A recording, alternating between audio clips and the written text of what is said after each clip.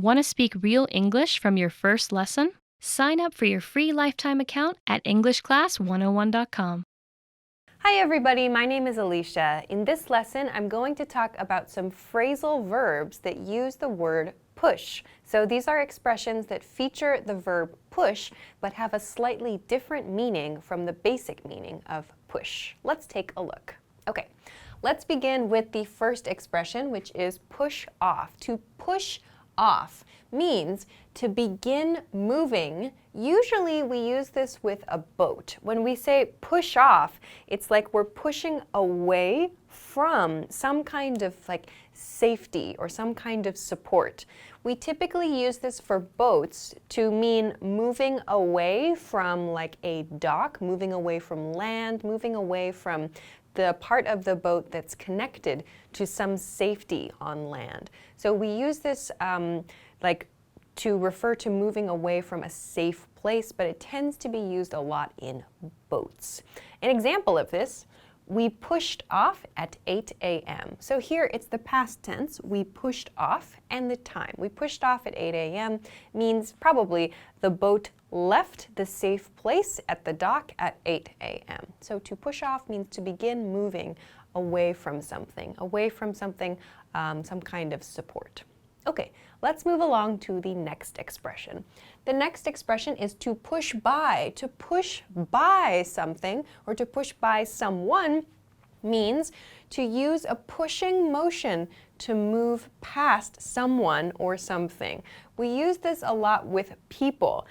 In a crowded situation where you're near someone else but you would like to move past that person, you can use a slight pushing motion, a gentle pushing motion to move past that person. So you don't want to maybe push them a lot, but you can alert the other person. You can tell the other person you're going to pass them with this expression. For example, I'm gonna push by you. I'm gonna push by you shows I'm going to push myself, or I'm maybe going to push something close to you, or I might push you a little bit. It refers to making a pushing motion to move somewhere. So to push by someone, in this case, to push by you. In other words, I'm going to make a pushing motion and move past you. It's usually a small pushing motion, not a big one. So this is just a quick kind of alert phrase you can tell someone as you move by them. Okay, let's move along to the next expression, which is to push someone around. To push someone around means to bully someone, to bully someone. So you can imagine this is in a situation where there's someone maybe higher level and someone lower level. This could be at school, it could be at work, it could be in groups of friends. When you push someone around, you are unkind to them. You make unkind comments to them. You ask them to do lots of things for you for kind of no reason, just to use your power over that person. We use the expression to push someone around to talk about bullying someone like this. An example, don't let your boss push you around. So in other words, don't let your boss bully you. Don't let your boss make you do so many things, or don't let your boss be rude to you. So to push someone around is like you're using them or you're not treating them with respect. It's not a good thing. It's a negative expression. Okay, let's move on to the next phrasal verb. The next phrasal verb is to push limits. To push limits. You'll hear this a lot in technology, news, business perhaps as well. This expression means to work at the extremes. So you can imagine that there's some kind of boundary, some kind of limit in your field, at your job, in your life. So to push those limits means to work there and try to expand those boundaries. You're working at the extreme part of your job or the extreme part of your industry, your knowledge, or whatever it is in your case. And you're trying to make that bigger. You're trying to expand that. So we use the expression push limits to refer to that kind of thing. A very common example is we're pushing the limits of technology. So here it's the progressive tense. We're pushing the limits of technology. In other words, we're trying to make the limits of technology a little bit bigger, or we're trying to go to the next step, kind of. So we're pushing the limits. This is an expression we use to talk about like next generation things, or kind of evolution of some kind. Another way to think of pushing limits is like doing the impossible or working to do the impossible. So something that's not possible now may become possible through your efforts. So it's like you're trying to do something that's not possible in the present, but you want it to become possible in the future. You're pushing the limits of what's available to you now. Okay, let's move along to the next phrasal verb then. The next phrasal verb is to push ahead. I want to group this with the next one in the list as well. To push ahead and to push along. These have quite similar meanings. Push ahead feels a little more like to make efforts to create forward progress. To push ahead like to the next step with something. To push ahead in a project. To push ahead in your business idea. To push along is kind of like to cause someone else to make that forward progress. So you can use it for a project as well, like to try to push along a project. But when we use push along, it's like you're trying to kind of help something or help someone else make forward progress. So they tend to be used in very similar ways, but perhaps there are some slight differences in nuance. We might use push along more with people than push ahead. So as I said, push ahead kind of feels like making efforts to make forward progress, to move to the next step with something.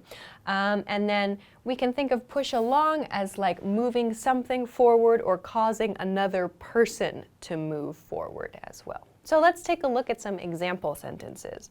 First, let's push ahead to the next step. So let's make efforts to move to the next step in the thing we are doing. In the second example sentence with push along, I've used a person here. Can you try to push him along? So can you try to motivate him, to encourage him? Try to push him along, meaning get him, motivate him to do his tasks or to do the things he needs to do so we can go to the next step. So you're trying to get someone moving here. So quite similar ideas, but maybe slight differences in how they are used. Okay, let's move along to the next expression, which is push back. To push back means to resist something or to oppose something. So this is used a lot in politics and in business, in any kind of like discussion where there's a lot of disagreement. To push back against something usually. You're opposing an idea, opposing a person, opposing a policy. So to push back is to resist that or to oppose that. An example. Management pushed back against our proposal.